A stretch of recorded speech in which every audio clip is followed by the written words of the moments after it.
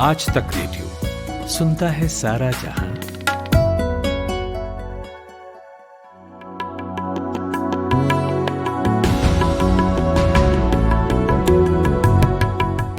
आज तक रेडियो पर 3 ताल, नया हफ्ता नया बवाल का 7वां एपिसोड आ गया है। कुर्सी की पेटी अगर बंधी हुई हो तो भैया खोल लीजिए, थोड़ा रिलैक्स हो जाइए। बहुत सारे द्वार हैं, बहुत सारी खिड़कियां हैं, सब अलग अलग दिशा में खुलेंगी और ये शो थोड़ा लंबा होता है, पर सुनने वाले जानते हैं कि कथा का प्रसाद उसी को मिलता है जो अंत तक टिका रहता है। जिन्होंने पाया है वही उसका स्वाद भी जानते हैं। वेलकम टू 3 ताल, नया हफ्ता नया बवाल। तो साहब, इस शो में होता ये है कि हम 3 लोग हैं जो हर हफ्ते अलग अलग विषयों पर बात करते हैं। कमलेश किशोर सिंह उर्फ ताऊ, आननी आनंद उर्फ बाबा और मैं कुलदीप मिश्र उर्फ सरदार।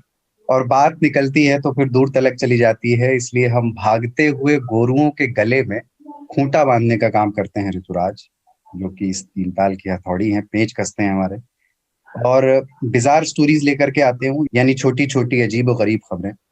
और उन खबरों पर हम ये कोशिश करते हैं कि वैसे बात करें जैसे आमतौर पर होती नहीं है, क्योंकि उन खबरों पर उतना समय दिया नहीं जाता, पर हम देते हैं क्योंकि हमारे पास समय इफरात में है, बहुत सारा है। No hurry no worry.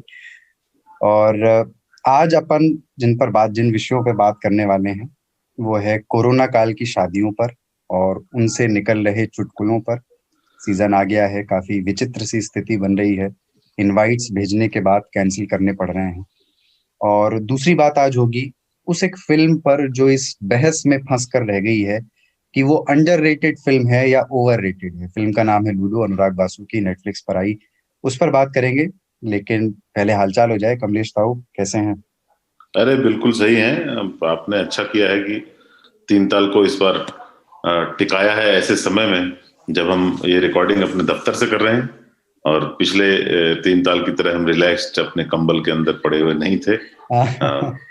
सो बहुत बहुत स्वागत है आप लोगों का भी, और प्रोड्यूसर श्री ऋतुराज जी का जो हथौड़ी है हम 3 तबलों को ठोकने के लिए। पाणिनि बाबा की भी जय हो। बड़े बड़े हैं ना कि ठोक नहीं पाते। ऋतुराज जी, कैसा है जीवन? बस जीवन चल रहा है, मैच लगा है सामने। तबले को मिलाया जाता है, ठोका अपराधियों को जाता है। ये हमेशा ध्यान रखना है। की समझ आपको है, हम लोग तो बस सुनने वाले लोगों में से। आज हम लोग जिस वक्त बात कर रहे हैं उस वक्त आसमान में धुंध है, और धुंध के साथ अगर आपके पास हो साबुन तो कपड़े और देह लेके दिल्ली के किसी भी बॉर्डर पे पहुंच जाएं, क्योंकि धुलाई के लिए सरकारी व्यवस्था की गई है। जल संकट से जूझ रहे देश को प्रोटेस्ट के समय नहलाने की समुचित व्यवस्था की गई है। आप कल्पना कीजिए कि गर्म कंबल ओढ़ करके कुर्ते पजामे और गांधीवादी वो खादी की ऊन वाली सदरी पहना हुआ एक व्यक्ति, जिसके पैर में 125 रुपए का जलसा है। जलसा यानी कि काला जूता अधिकतर नेताओं के पैरों में एक जमाने में होता था, अब तो हश पपीस पहनते हैं। तो उस देह यष्टि पे जिसने सर पे गमछा भी बांध रखा है, आप सोचिए कि अगर पानी 50-60 लीटर एक बारगी फव्वारे बौछार के साथ डाल दिया जाए तो इस मौसम में वो कैसा अनुभव होगा। उसकी कितनी पुरानी गुम चोटें इससे उभर आएंगी।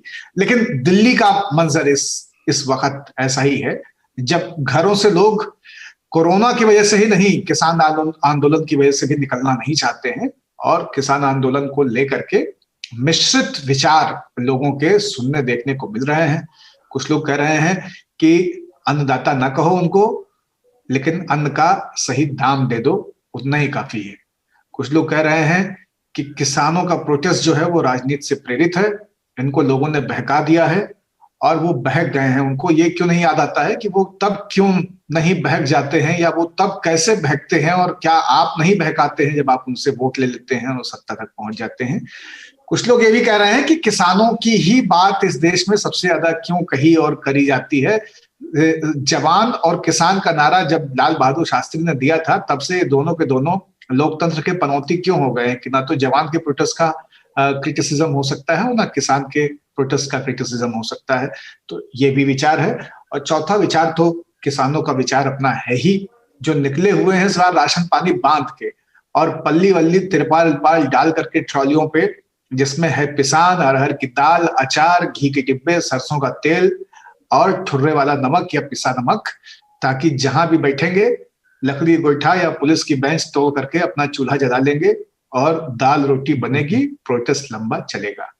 आज जिस अभिव्यंजना के विषयों में हम चर्चा को खींच के ले जा रहे हैं, उसके पहले मंगलाचरण में किसानों की चर्चा हमें भी करके अपने लोकतंत्र के दायित्व को निभा लेना चाहिए। ये 4 विचार हैं और 5वां विचार ये भी है कि कुछ लोग बैन संस्कृति पर व्यंग करते हुए कह रहे हैं कि अब भोजन का ही बहिष्कार किया जाए। हाँ, क्योंकि एंटी नेशनल अन्नदाता अगर अन्नदाता एंटी नेशनल है तो ऐसे लानत है ऐसी रोटी पे। अब केवल राजेंद्र ढाबा के वो काठी कबाब खाएंगे या बर्रे कबाब खाएंगे। और बहुत लोग वो भी कह रहे हैं ना कि 2022 में दोगुनी हो जानी है कि किसानों की आमदनी, तो वो तिगुनी हो जाए, इसलिए सिंचाई कर रहे हैं पानी से। ये जो किसानों पे जो मैंने देखा कल रात में पानी के वो चला रहे थे, वाटर कैनन बोलते हैं जिसको पुलिस वाले, तो क्या किसानों के ना खेत में पंप होता है, पंप में होती है हौदी और उसमें चलता है वाटर कैनन, नहाते उसी में है। और अगर 2-4 बियर कस के लगा लिया हो तो किसान रात को भी नहाने को तैयार होता है, उसमें कोई संकट नहीं है। तो वाटर कैनन से उनका ट्रीटमेंट जो है वो मुझे बेकार का पानी का बहाना है, क्योंकि उनको प्रैक्टिस है बहुत सारी। पर किसानों के मसले में एक जरूर चोट है कि भैया ये अन्नदाता से तो मैं भी अग्री नहीं करता हूँ। अन्नदाता नहीं है, अन्नदाता इस देश में कोई नहीं है, वोट दाता भी नहीं है वो, वोट भी किसान। हरिओम शरण का भजन याद आ रहा है, दाता एक राम भिखारी सारी। ऐसा होता है, लोग बार बार नेताओं को कहते हैं कि आपने वोट ले लिए, फिर भूल जाते हैं किसानों का। अरे वोट सबका होता है, सिर्फ किसानों का थोड़े होता है। और किसान किस आधार पे वोट देते हैं सब छुपा हुआ नहीं किसी से, वो भी बहुत चालू चीजें हैं, उतने आसान नहीं है। अभी क्या है, फसल कट गई है, अभी वक्त बहुत सारा हाथ में है, ठंड का मौसम है, और दिल्ली में आ जाएंगे तो आप जान लो ये जो किसान आ रहे हैं ना, ये एम्पोरियो जाएंगे और साइड से सेलेक्ट सिटी वॉक भी जाएंगे, उसमें से बहुत सारे उनकी जो एम्पोरियो किटी होती है उसमें से भी कुछ बढ़िया बढ़िया बैग वैग निकलेगा परिवार के लिए। पर हकीकत यही है कि किसानों को, जिसको भी इस देश ने भगवान बनाया है ना, कल सोनू सूद ने ट्वीट किया था, किसान मेरा भगवान। तो जिसको भी इस देश ने भगवान बनाया उसकी दुर्गति, नदियों को बनाया देख लीजिए, साफ ही नहीं कर पा रहे 70 साल से। पेड़ पौधे अरे किधर हैं, उनको काट काट के हमने खत्म कर दिया। पेड़ पौधों की पशुओं की पूजा होती थी, पशुओं की हालत देख लीजिए। महिलाओं को देवी बनाया, यत्र नार्यस्तु पूज्यन्ते, आप वो भी जानते हैं, तो अब उनका भी हिसाब किताब देख लीजिए। तो जैसे ही किसानों को सतर्क हो जाना चाहिए, भाई साहब हमको भगवान मत बोलो, अन्नदाता भी मत बोलो, वो उस देश के नागरिक हैं जो अपने हक के लिए लड़ना चाहते हैं। उनकी मांगे जायज हों नाजायज हों, वो हमसे नहीं मांग रहे, वो सरकार से मांग रहे हैं। रह गई बात तोड़ फोड़ की, तो इस देश में स्टूडेंट प्रोटेस्ट करेगी, क्लर्क लोग प्रोटेस्ट करेगी, संविदा पे जो शिक्षक होते हैं वो प्रोटेस्ट करे, तोड़फोड़ तो थोड़ी होगी। दिल्ली में ऐसा क्या है, दिल्ली को तो अब्दाली और नादिर शाह सबने तोड़ा है। तो फोड़ की पुरानी परंपरा है हमारे देश के चरित्र में। ये हनुमान जी लंका फूके आए थे, गए थे सीता को खोजने, जलाने की क्या जरूरत थी, पूरी लंका फूके आए थे, अशोक वाटिका तक उजाड़ दी थी उन्होंने। तो ये तो पुरानी परंपरा है। रही बात किसानों के, ताऊ जी अगर आप ये देखें कि किसान अगर किसी मॉल में चला जाएगा तो क्या बुरा है? चुनाव के बीच में इस देश में जनप्रतिनिधि चुनाव खत्म होने के बाद में और दूसरा चुनाव आने से पहले विदेश यात्राओं पे चले जाते हैं।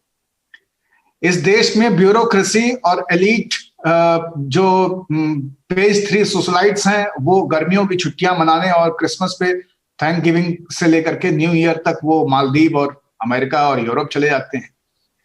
इसी देश में कुछ लोग ऐसे हैं जो कि कभी तलवारबाजी के लिए, कभी विपश्यना के लिए अन्य देशों में चले जाते हैं। तो किसान बेचारा अगर चला जाएगा मॉल में तो उसमें कोई संकट नहीं है। तो सरकार अर्थव्यवस्था को मजबूत करने के लिए, लोगों को लिक्विडिटी को बचाने के लिए और बनाए रखने के लिए लॉकडाउन ऐसे समय में नहीं लग रहा है जब कोरोना एकदम भस्मासुर बनके रक्त से बिस्मिल वाले मोड में आ चुका है कि मतलब मुंडी कटी हुई है और लोग नाच रहे हैं, उस मोड में चले गए हैं। तो अच्छी बात है किसान भी मॉल में जाए, किसान को मॉल में जाना चाहिए। नया बंदा वहां पे पहुंचेगा। मुझे लगता है कि किसानों की जो पूरी आंदोलन का इतिहास है, ऐसा नहीं कि ये अभी हो रहा है और ये अनुचित है। ताऊ की ये बातें सही हैं कि ये अन्नदाता वाला जो अभिव्यंजना है, इसको अतिरंजित कर दिया जाता है, ये बहुत उचित चीज है नहीं। लेकिन क्या कीजिएगा, हम लोग का हिंदी साहित्य का इतिहास शुरू ही होता है वीर गाथा काल से, है ना। तो मतलब 4 बांस 24 गज अंगुल अष्ट प्रवाह, ताऊ पर सुल्तान है मटचू को चौहान, वहां से चंद्रबरदाई पृथ्वीराज रासो में अपनी कथा लिखते हैं। और ऐसे ही हम लोगों ने हमेशा आला उदल को भी सुना है, जो बहुत बात का भी है, लेकिन जिसको कुछ नहीं दे सकते उसको रेस्पेक्ट देते हैं हम लोग। उसको रेस्पेक्ट इतना पेड़ के दे देते हैं कि उसको बदहजमी हो जाती है। भूखा आदमी भी 4 बार हगने जाता है क्योंकि उसको इतनी रिस्पेक्ट दे दी जाती है। तो ये जो संकट है ये लगातार रहा है, और ये केवल किसानों के साथ नहीं है। आप इस देश में जवान के बारे में कुछ कह नहीं सकते, आप इस देश में भगवान के बारे में कुछ कह नहीं सकते, आप इस देश में किसान के बारे में कुछ कह नहीं सकते, आप इस देश में विद्वान के बारे में कुछ कह नहीं सकते, महिलाओं के बारे में कुछ कह नहीं सकते। जाति पे लोग आहत हो ही जाते हैं, है ना। रह रह करके कोई काउनी सेना तो कोई फलानी सेना तो राम सेने, है ना, ना ने नी नू जितने भी हैं मतलब कारक के चिन्ह सब के सब प्रकट हो जाते हैं। तो ये संकट तो है। और किसानों का संकट कोई नया संकट नहीं है भाई साहब, किसानों का संकट बड़ा पुराना संकट है। आप 1857 के गदर की कहानी पढ़ें तो आपको समझ में आएगा कि वो फार्मर अनरेस्ट था। किसानों का असंतोष ही म्यूटिनी में कन्वर्ट हुआ सन 1857 में, और वहां से गदर विद्रोह की परिणति हुई। आज जब मैं अभी सिंधु बॉर्डर, जो कि हरियाणा और दिल्ली का बॉर्डर है, उसकी तस्वीरें देख रहा हूं तो मुझे वही दिखाई दे रहा है जो 1857 में दिखाई दे रहा था, कि किसानों के बेटे बंदूक लेकर के फौज या पुलिस में शामिल होकर के एक तरफ से गोली चला रहे थे और उनके सामने किसान थे। आज भी वही दृश्य है, 150 साल से ज्यादा हो गया है, कि किसानों की ही औलादें वर्दी पहन करके आंसू गैस चला रही हैं, लाठी भांज रही हैं, और उनके सामने भी किसान ही है। मैं अभी ऋतु से जिक्र कर रहा था कि भारतीय जनता पार्टी की स्थापना का जो पहला भाषण अटल बिहारी वाजपेयी ने मुंबई में दिया, उस भाषण में प्रारंभिक संबोधनों के बाद में उन्होंने पहला मुद्दा यही उठाया था कि किसानों के लिए हमें अगर लड़ना पड़ेगा, सरकार को घेरना पड़ेगा तो हम लड़ेंगे। तो किसान इतना पॉइंट कर रहा है, और किसानों की हर मौसम में प्रोटेस्टबाजी होती रही है। उनको कभी जयराम रमेश साधते रहे हैं, कभी कोई साधता रहा है। आजकल बीच में राजनाथ सिंह भी किसान नेता बन गए थे, फिर उनको उसमें नहीं चला तो कहा गया कि नहीं क्षत्रिय नेता है, फिर एक क्षत्रिय मुख्यमंत्री मिल गया तो वहां से भी वो भी तमगा चला गया। बहरहाल अमर सिंह भी किसान थे, और इस देश में अमिताभ बच्चन और आमिर खान भी किसान हैं। सलमान खान और नवाजुद्दीन सिद्दीकी भी आजकल धान बो रहे हैं। कहाँ कहाँ बो रहे हैं वो सब आप जानते हैं। किसान इस देश में बहुत सारे हैं।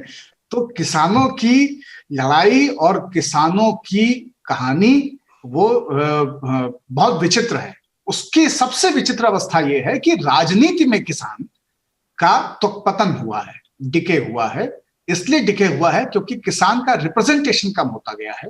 पहले किसानों के घरों से निकले हुए लोग राजनीति में आते थे, अब किसानों से के घरों से निकल के राजनीति में जमे जमाए बच्चों जो लोग हैं और राजनीति में 3-4 दशक बिता चुके हैं, उनके अमेरिका और ब्रिटेन में पढ़े हुए बच्चे राजनीति में हैं। तो वो हो सकता है कि दिल्ली में या मुंबई में अपने घरों में अभी भी ज्वार बाजरे की दावत पत्रकारों को देते हों, लेकिन वो दरअसल किसान अब बचे नहीं है। तो वो कोई पायलट हो, कोई वर्मा हो, कोई और हो, लेकिन अब उनमें किसानियत बची नहीं।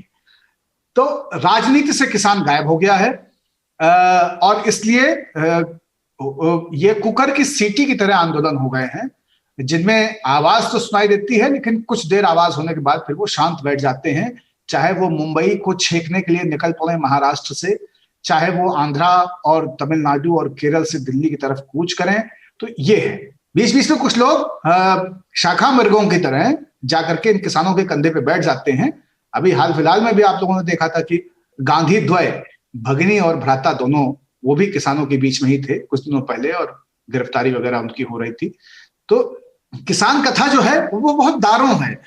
उसको देख के बड़ा मजा भी आता है और लगता है कि अति संवेदनशील होकर हम लोग उनको देखते हैं।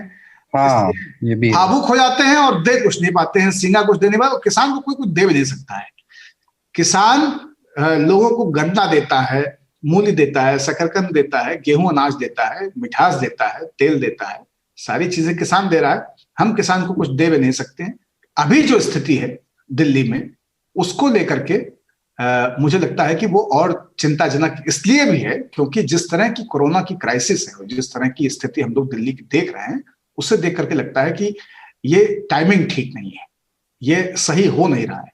लेकिन ताऊ ने बताया कि खेत खाली हो गया है, अभी समय है ना, और पराली भी बुझ गई है, तो अभी टाइम है।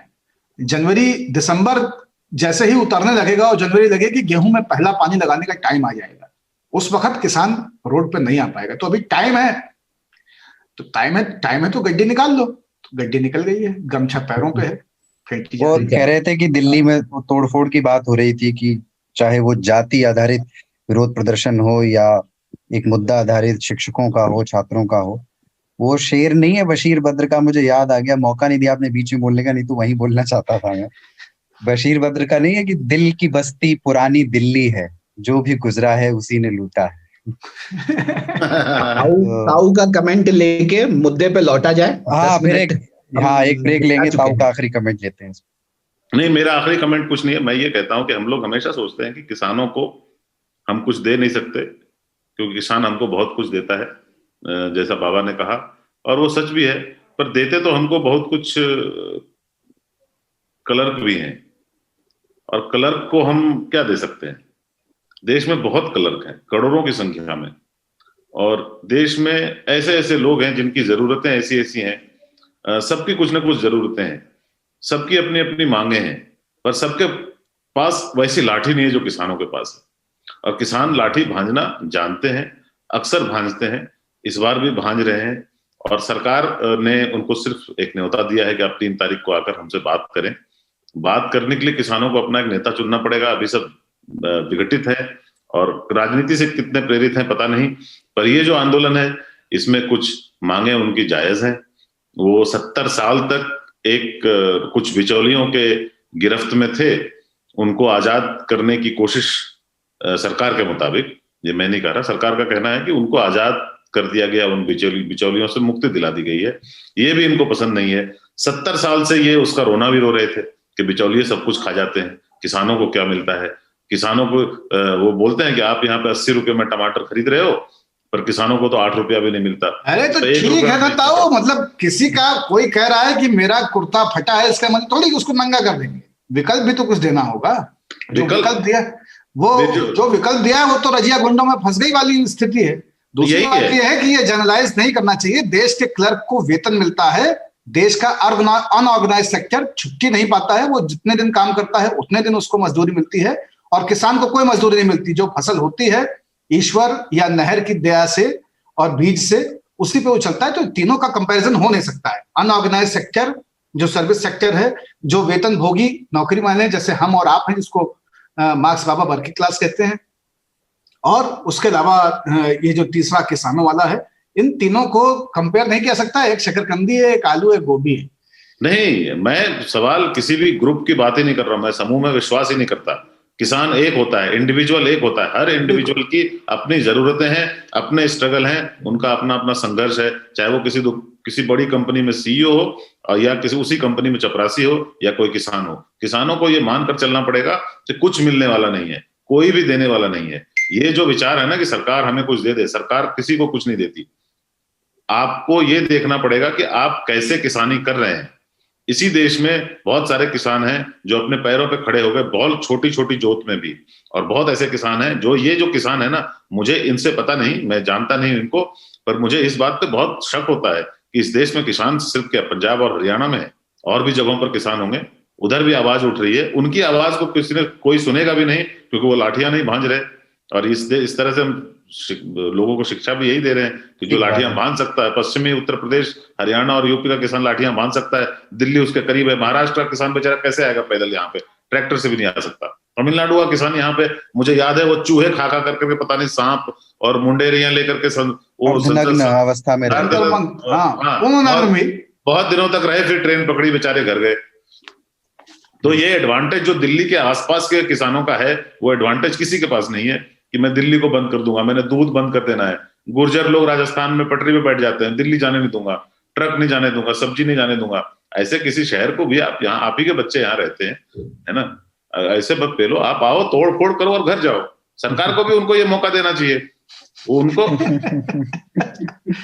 हमेशा से किसी भी आंदोलन का, बाय द वे, किसी भी आंदोलन का जो हिंसक हुआ और इस तरह के जो प्रदर्शन वाले आंदोलन होते हैं, उसका नतीजा एक ही होता है, उसमें से एक दो नेता निकल आते हैं। और मैं चाहूंगा कि एक दो नेता निकल आए, उसमें परिणाम तो यही होता है, बाकी कोई परिणाम नहीं है। बाकी किसानों की जो मांगे हैं वो उसमें से बहुत सारी जायज हैं उनके पास। उनको बहुत ही स्पष्ट एक रास्ता दिखाना चाहिए कि अगर ये बिचौलिए हट गए या जो मंडियां हटा दी गई, उसके बाद आपका शोषण बड़े कॉरपोरेट घराने नहीं कर पाएंगे। यही उनकी चिंता का विषय है। और इस पर अंकुश लगाने के लिए सरकार को ऑर्डिनेंस लाना पड़े, उनसे बात करके, उनसे समझकर वो क्या क्या कहाँ प्रतिरोध चाहते हैं, वो प्रतिरोधक वहां पे लगा देने चाहिए और इसको खत्म कर देना चाहिए। ये बहुत मैं चाहता हूं किसानों को कि 2 महीने आराम का मिला है, और जो नशा करते हो करो, और हौदी में नहाओ, क्यों ये वाटर कैनन में नहाने आते हैं।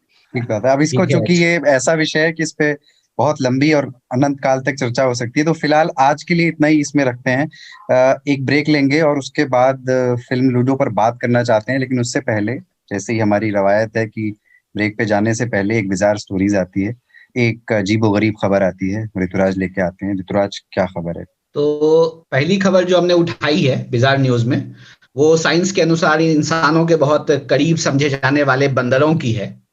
कोस्टा रिका में एक नेशनल पार्क है जिसका नाम है सेंटा रोजा। वहां सफेद मुंह वाला बंदर पाया जाता है जिसको कैप्यूचुन कहते हैं। बहुत ज्ञान है आज इसमें। कैप्यूचुन कहते हैं इसको। साइंटिस्ट रिसर्च कर रहे थे और वहां पे कुछ वो फिल्में बना रहे थे, तो अचानक से एक बंदर का बच्चा पेड़ से गिरता है और वो मर जाता है।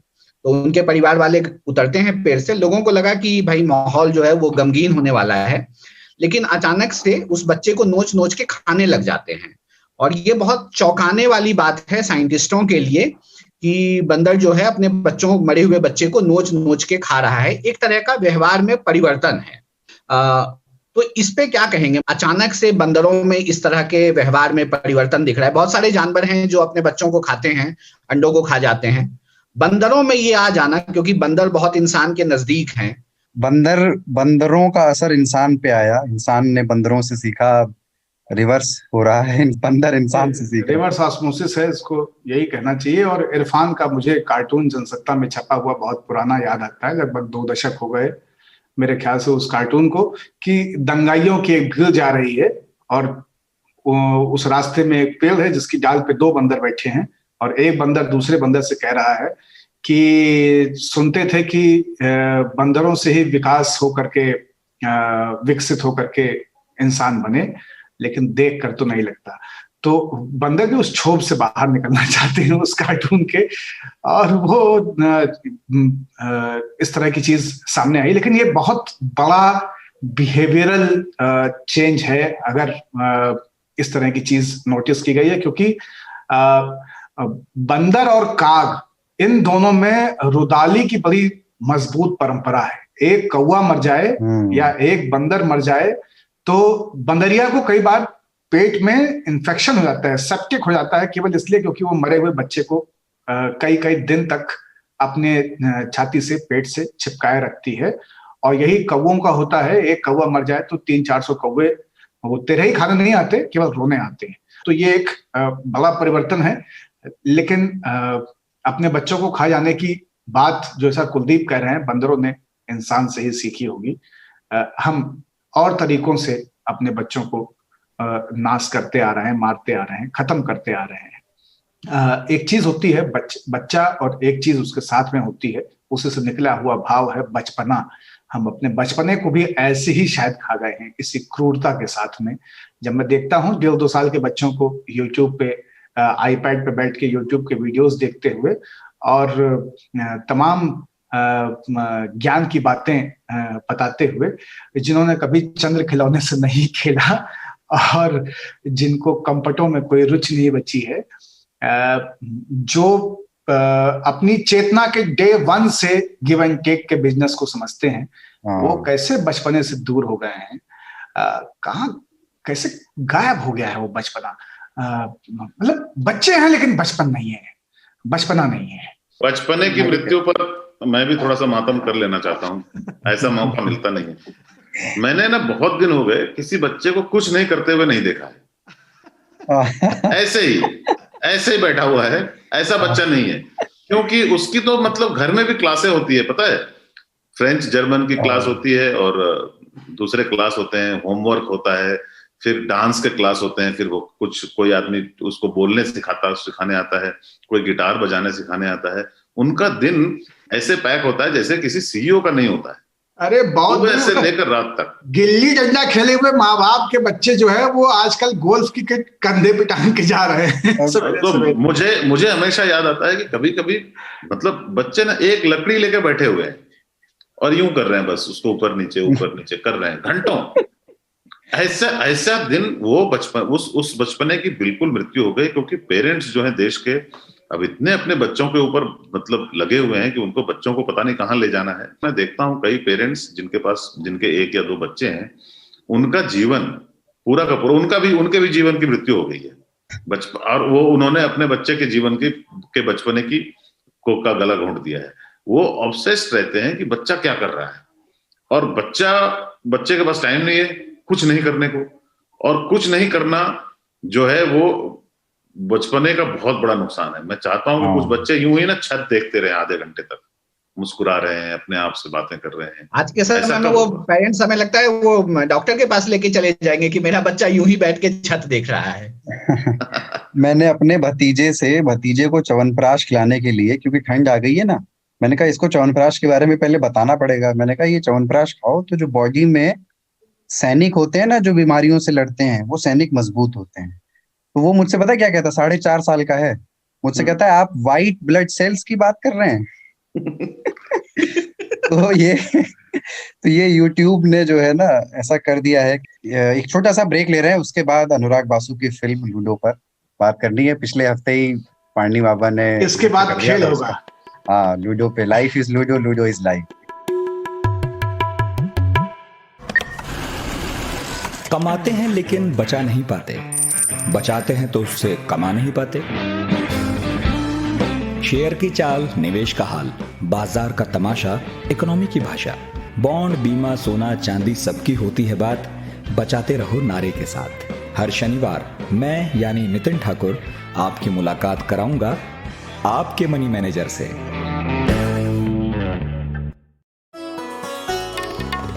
आप सुन रहे हैं आज तक रेडियो। वेलकम बैक टू 3 ताल। नया हफ्ता, नया बवाल, और अनुराग बासु की फिल्म है लूडो, जिसका ये डायलॉग बड़ा चर्चित हो रहा है, life is ludo, ludo is life. और एक फिलोसफिकल मीनिंग भी उसमें बहुत लोगों ने खोजा है, फिल्म में देने की भी कोशिश की है।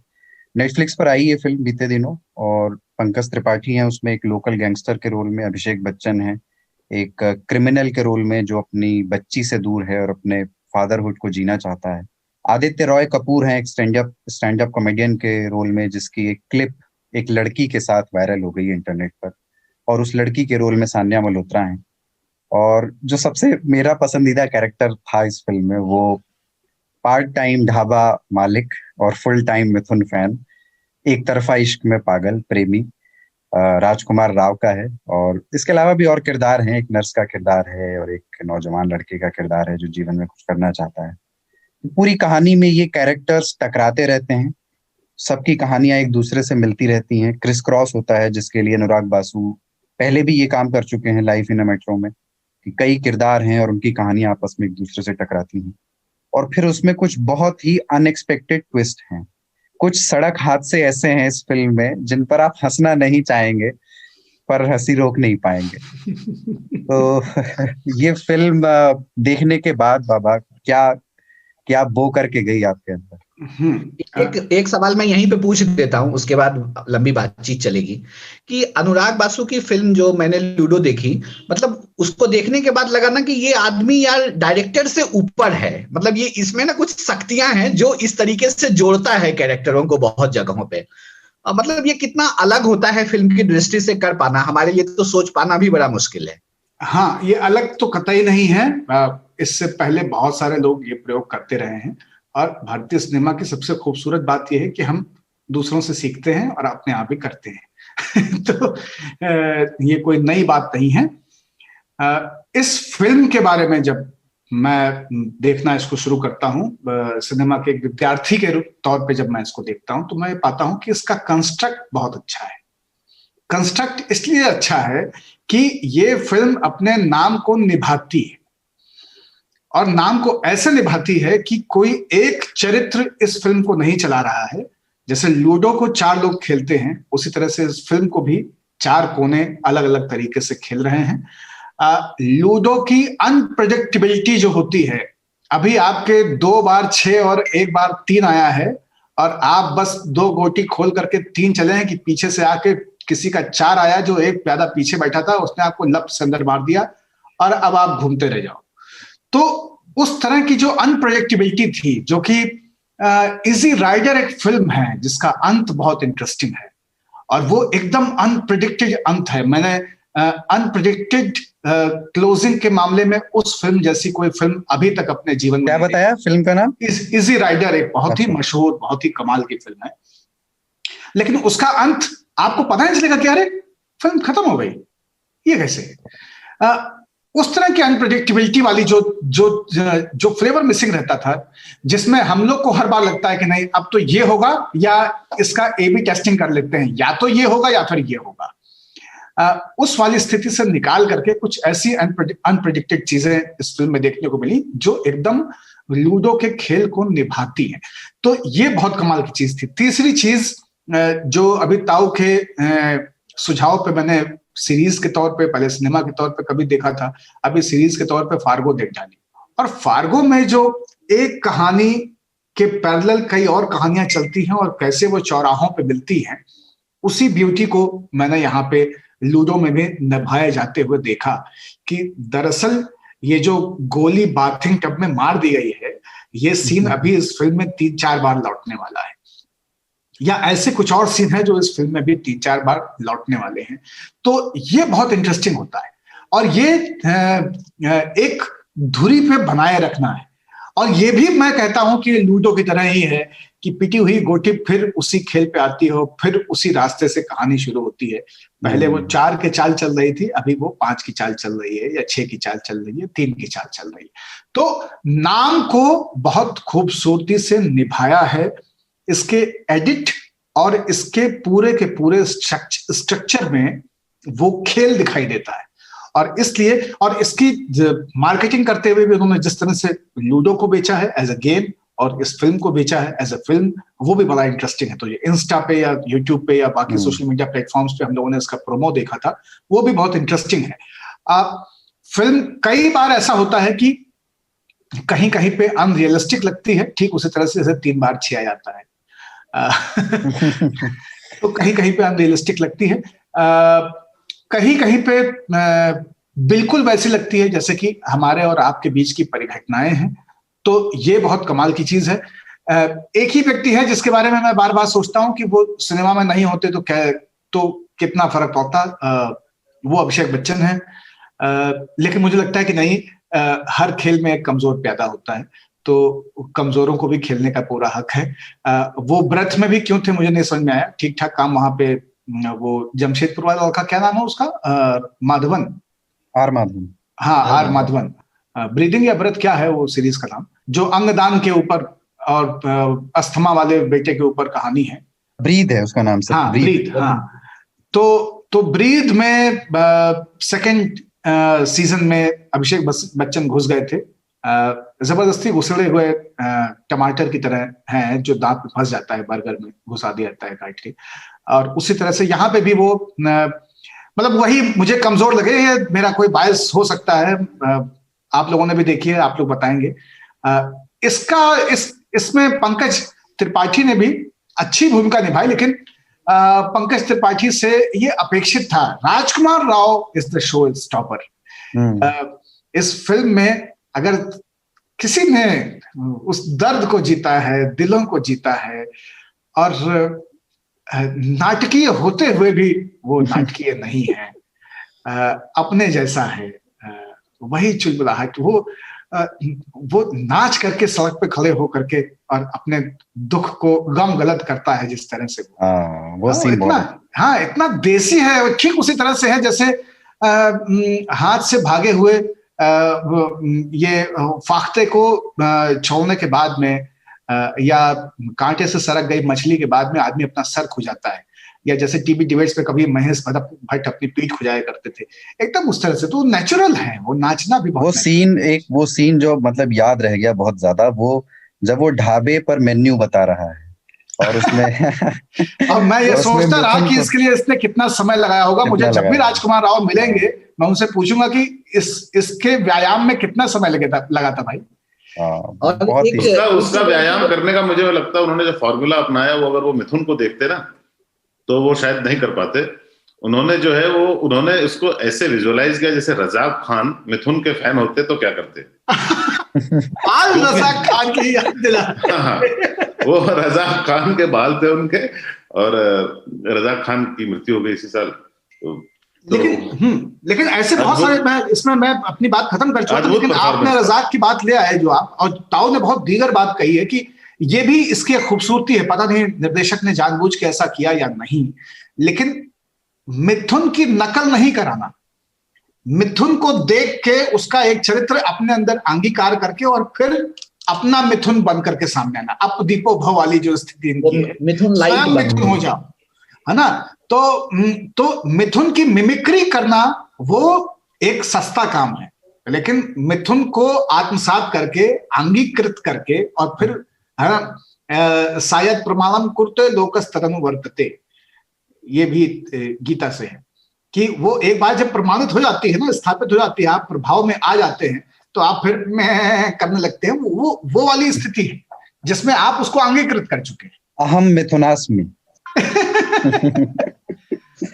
एक चीज और चिपकी रहती है पूरे फिल्म के दौरान, वो ओ बेटा जी ओ बापू जी, किस्मत की हवा कभी इधर कभी उधर। वो मतलब 1951 का वो गाना भगवान दादा की फिल्म का अलबेला का, और उसको एकदम मतलब कूल बना दिया। और आप देखिए उसपे ना वीडियो मीम्स आते हैं, तो उसमें वो आयरन मैन वाला जो अपना एक्टर है रॉबर्ट डाउनी जूनियर, वो नाच रहा है सूट पहन के, और उसमें वो लगा दिया और उसमें लिख दिया कि मुझे जब भी ब्रेक मिलता है तो मैं खुद भी जब जाता हूँ, अभी उठूंगा ब्रेक लेने के लिए गर्म पानी लेने, तो केटल तक जाऊंगा तो जुबान पे यही गाते हुए जाऊंगा। ऐसा चढ़ा है वो जुबान पे। मैं तो आजकल मीटिंग में लोगों को बोल दे रहा हूँ, जैसे किसी को कहा कि अब फलाने जी बोलेंगे तो कहते बेटा जी। तो वो स्थिति आ गई है। एक चीज मैं इस गाने के बारे में, गाने के चयन के बारे में सोच रहा था, कितनी हंसने वाली और हल्की सी बात है, लेकिन कितनी गंभीर भी है कि आप पंकज त्रिपाठी के उस फिल्म के पूरे चरित्र को देखें, जो उसका पूरा वांग्मय है, जो उसका पूरा संसार है, जो उसने बुन के तैयार किया है, उसमें वो गाना कितना परफेक्ट बैठता है।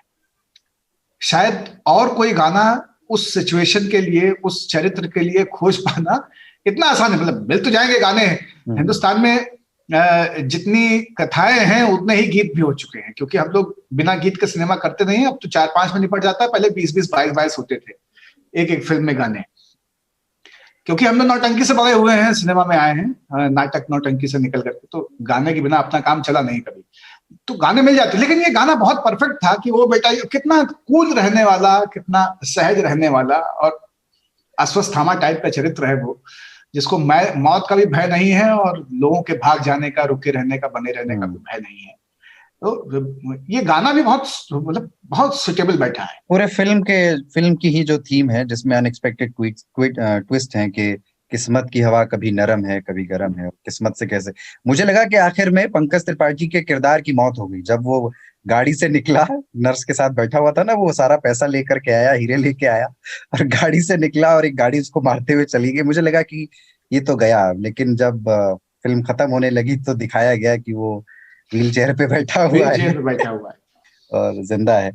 ताऊ, आपको मतलब कोई भी ऐसा सीन या कोई ऐसी चीज जो, जैसे मतलब मैंने बताया कि मुझे वो ढाबे वाली बात याद रहेगी। एक चीज थी कि क्या होता है ऐसी फिल्मों में, जो मतलब ये ऑब्वियसली इन्होंने बहुत जगहों से इंस्पिरेशन ली है, और ऐसे फिल्मकार बहुत हैं बाहर में, खास करके जिन्होंने ऐसी फिल्में बनाई है जिसमें बहुत सारे कैरेक्टर हों और वो एक धागे से कहीं ना कहीं जुड़ जाते हों। पर जनरली क्या होता है फिल्मों में कि उसमें से इन सारे कैरेक्टर्स में से एक प्रोटैगनिस्ट होता है, एक होता है मुख्य कलाकार, और उसके बाद बाकी सारे भी इंपॉर्टेंट होते हैं, सारी घटनाएं भी एक दूसरे से लिंक्ड होती हैं। इसमें इन्होंने, जो बाबा ने पहले पॉइंट आउट किया, कि इसमें इन्होंने कोई प्रोटैगनिस्ट नहीं रखा, कोई एक मुख्य कलाकार नहीं है और एक मुख्य हीरोइन नहीं है, उनके इर्द गिर्द सब कुछ नहीं होता, सब कुछ इंडिपेंडेंटली होता है। लेकिन इस तरह की जितनी फिल्में हैं उसमें स्पीड होती है, एक रश होता है हमेशा। इन्होंने क्या किया कि रश है, वो घटनाएं जो कि तुरंत तुरंत हो जाती हैं एक के बाद एक, वो रश है, लेकिन इंटरल्यूड्स बड़े अच्छे हैं। सडनली एक छोटी बच्ची है जो खुद का अपहरण करवाना चाहती है, मगर उसका एक कुत्ते का सीन, कुत्ते के साथ, बिल्कुल तो बिल्कुल सडनली आपको ना स्थिर कर देती है। देखो बहुत तेजी से भाग रहे हैं, अब थोड़ा सा नजारा एंजॉय करते हैं। तो और जैसे वो उसको लेकर वो घूम रहा होता है, तो वो जो बहरूपिये है, जो यात्रा वाले बहरूपिये है, काली माँ और ये सब बनके, तो उनपे कैमरे को स्थिर करना, उसका कोई रोल नहीं है कहीं पर इस पूरी कहानी में, पर सडनली आपको एक एहसास दिलाती है कि बस यहीं पे रुक जाओ।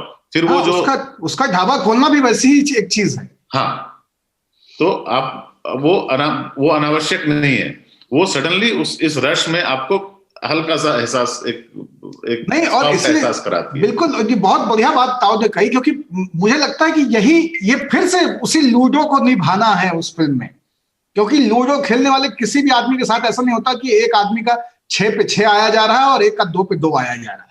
वो 6 आते आते अचानक से फिर आता है 2, और कई बार तो ये होता है कि 6 के इंतजार में 3 बार 2, 3 और 2 आ जाता है, या 1, 2 और 1 आ जाता है ना, 6 नहीं आ रहा होता है। तो वो तेजी और उसके बाद फिर अचानक से रुकना, और अचानक से मतलब किसी ने सोचा नहीं था, ये तो समझ में आ गया था कि ये आग लगने वाली है क्योंकि गैस खुली छूट गई है, जो कि उनको मुझे लगता है कि काट देना चाहिए था, नहीं दिखाना चाहिए था कि गैस खुली छूट गई है। वो केवल एग्जिट दिखा देते, वो शॉट गायब कर देते और फिर आग लगवा देते, तब भी अंडरस्टूड हो जाता। तो मुझे लगता है कि ये अननेसेसरी, मतलब कई बार चेतना पे दर्शक की छूना चाहिए। ये इंडियन सिनेमा की बीमारी है और बाहर के भी सिनेमा की बीमारी है। ऐसा कुछ नहीं कि हिंदुस्तान में ही गधे हर तरफ हैं, केवल काबुल में नहीं है। लेकिन ये गर्भावस्था है उस सिनेमा की। तो जैसे एक जेम्स बॉन्ड मूवमेंट होता है सिनेमा में, कहते हैं कि this is the James bond movement, यानी कि जो पीक होता है, जहां पे क्लाइमेक्स का पीक होता है, उसको कहते हैं जेम्स बॉन्ड मूवमेंट। ये जो जबरदस्ती दिखाने वाली चीज है, ये वो है। अर्थरूल में भी घोड़ा अननेसेसरी चलता रहता है, उसी तरह की चीज। हालांकि मैंने ये सोचा था कि उन्होंने ये जो गैस खुला छोड़ने की घटना को दिखाया, तो मैंने बात तो नहीं की अनुराग से, पर वो उसको हटाया जा सकता था।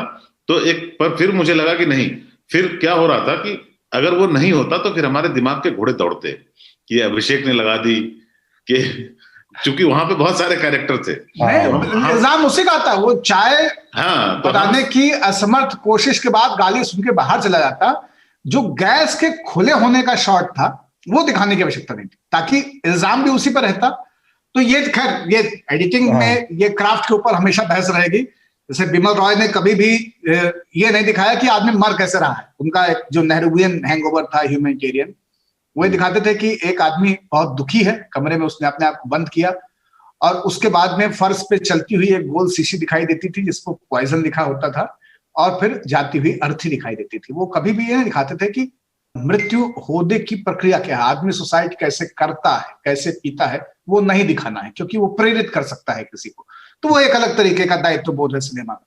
तो मैं भी वही उस तरह की, लेकिन इसमें अलग अलग स्कूल है, अलग अलग सोचना है। तो अपना ताऊ जो कह रहे हैं ना, ये बहुत इंटरेस्टिंग बात है कि ये लूडो कैसे खेला गया है, कदम कदम पे लूडो है भाई साहब। और मैं वापस ना एक सीन लेके, मतलब मेरी बड़ी इच्छा है, मैं सीन जो है आपके बीच में डालता रहूं, उस पर रह लूं।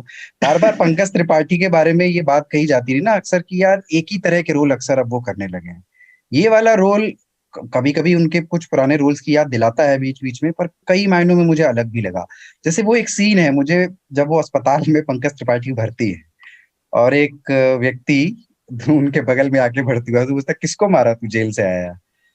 तो वो बताता है कि मैं एक बिल्डर को मारा। तो जब उसको समझ में आता है कि ये व्यक्ति उसी जुर्म में जेल में बंद है जो जुर्म दरअसल उसने किया है। और उसके बाद जो हंसी है पंकज त्रिपाठी की, अद्भुत हंसी है। हाँ, यहाँ तक कि जो उसका श्वास है वो भी मुझे बहुत मजेदार लगा, जब वो नर्स के साथ पहला कश खींचने के बाद में वो धुआं छोड़ता है, तो उसमें जो आनंद दिखा है वो इतना नेचुरल है। इसलिए पंकज त्रिपाठी के लिए जो लोग कहते हैं ना कि इनको और बाज किस्म के चरित्रों में दिखाई देना चाहिए, एक जैसा नहीं हो जाना चाहिए, मुझे लगता है कि पंकज त्रिपाठी के सामने चुनौती यही है कि पंकज त्रिपाठी बने रहे। एक और चीज अच्छी की इन्होंने, पंकज त्रिपाठी जो कि बहुत सारे पहले गैंगस्टर के रोल कर चुके हैं और ग्रामीण टाइप के गैंगस्टर के रोल वो बहुत कर चुके हैं, तो आपको लगता है कि यार ये टाइप कास्ट हो रहे हैं, पर सिर्फ एक सीन ने सबको तोड़ दिया। जो सीन ऑब्वियसली जो मर्डर जो है जिससे कि सब कुछ शुरू होता है, और वही मर्डर जो वो घर है बेसिकली जहां से पहली चाल है वो, और उस मर्डर से सारे लोग लिंक्ड हैं। उस भिंडर के मर्डर में वो जो पिस्टल निकालते हैं वो बिल्कुल जहां से एंजेलिना जोली निकालती है लारा क्रॉफ्ट में, वहां से निकालते हैं वो, तो वो सडनली आपको बिल्कुल दूसरे साइड पे ले जाता है। हाँ ये गैंगस्टर है पर ये बिल्कुल अलग है। ये तो अनुराग का कमाल है। और वो एक और चीज की वो इसके लिए एक टर्म है, बल्कि हॉलीवुड से ही आया ये शब्द, पहले भी ये शैली इस्तेमाल की जाती रही, हाइपरलिंक सिनेमा है ना, जो हम बात कर रहे थे कि हम लोग डिजिटल में हाइपरलिंक करते रहते हैं, तो कहानियों को टकराते हुए कहानियों को आगे बढ़ाना, उसका एक चार्म अलग महसूस दूसरी जगहों से इंस्पिरेशन लेना। एक चीज कही जाती है साहित्य में, बहुत बढ़िया बात आपने छेड़ी, साहित्य में ये चीज कही जाती है कि अगर आप कुछ अच्छा लिख रहे हैं और किसी अच्छे मंसूबे के साथ आप कहीं से एक हाइपरलिंक ला रहे हैं तो वो उसे सुंदर माना जाता है ना। सरे कुएं ना शनाया हमें दिन से रात करना, कभी इनसे बात करना कभी उनसे बात करना, तुम्हें क्या कहूं कि क्या है शब गम बुरी बला है, हमें ये भी था गनीमत जो कोई सुमार होता, हमें क्या बुरा था बनना अगर एक बार होता। कैसे गालिब अचानक से इन्फिल्ट्रेट करके फैज में आ जाते हैं, और फैज जानबूझ के उनको लेके आते हैं कि गुरु अकेले नहीं पिलेंगे, तुम भी शामिल रहो इसमें, है ना। तेरा जुर्म नहीं है शामिल कर मेरी बर्बादी में, फिर ये आंखें भीग रही हैं क्यों मेरे अफसाने से, ना। तो वो वाला मोमेंट है कि गालिब साहब आप भी मेरे साथ गाली सुनिए, आप भी इसमें शामिल रहिए, है ना। तुम्हें गश आ गया तो हुस्न जाना कौन देखेगा, तो साथ चलो भाई। और अनुराग ये कोई बुरी चीज नहीं है। तो टंगालिया में बंधी हुई करकहिया बेल्ट ये हिंदुस्तान के किसी अपराधी ने नहीं किया होगा, लेकिन हिंदुस्तान में ही अपराधियों ने अपने आखिरी उंगली को रंग के भी रखा है, नेल पॉलिश लगा करके, नखूनी लगा करके। तो ये प्रयोग कतई गलत नहीं है, और ये कहीं से इमेज को लेके हाइपरलिंक कर देना ये बहुत सुंदर प्रयोग है। मुझे लगता है कि इनका इससे दिखता है कि आपका निर्देशक भी थोड़ा देखा भाला खिला खाला आदमी है। बस इसको मौलिकता की तरह ना लें, बस एंजॉय करें, ये है।